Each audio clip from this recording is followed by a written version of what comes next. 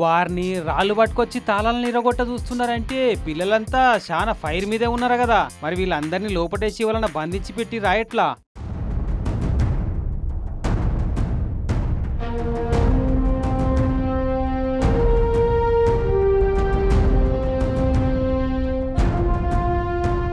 మేడ్చల్ జిల్లా గట్కేసర్ మండలం అంకుషాపూర్ కాడున్న మహిళా ఆర్మీ కాలేజ్ ఇది. గేటు లోపల కాలేజీ పిల్లలు, ఇక బయటనేమో వాళ్ళ తల్లిదండ్రులు. మా పిల్లగాళ్లకు అన్యాయం జరుగుతుంది, ఆర్మీ కాలేజీలో ఉండవలసిన సవలతులు లేనే లేవు, అసలు ఎక్కడనో పెట్టిన కాలేజీని తీసుకొచ్చి నాలుగేళ్ళు మా పిల్లల్ని పట్టుకొచ్చి ఈడెట్లా పెడతారని తల్లిదండ్రులు. మాకు ఒక్కటే సార్, మేము పంచాయతీ రాలే, ఒకరిని డిస్టర్బ్ చేస్తాను రాలే, ఓ ప్రిన్సిపల్ మేము విరోధంగా మారుతున్నాం. మా పిల్లలకు సపరేట్ కాలేజ్ చూసి సపరేట్గా ఉండాలి. ఇక లోపటున్న పిల్లల సంగతి ఏంటంటే మాకు టైంకు తిండి సరిగా లేదు, ట్రైనింగ్ చక్కగా లేదు, ఏ సవలత్ సరిగా ఉంటలేదని వాళ్ళు.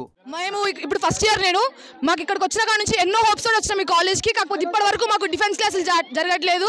అయితే మొన్నటిదాకా ఈ పిల్లలంతా భువనగిరి కాడ ఓ ప్రైవేట్ బిల్డింగ్ లో కిరాయికి తీసుకొని నడిపిస్తున్న ఆర్మీ కాలేజీలో ఉండేనట.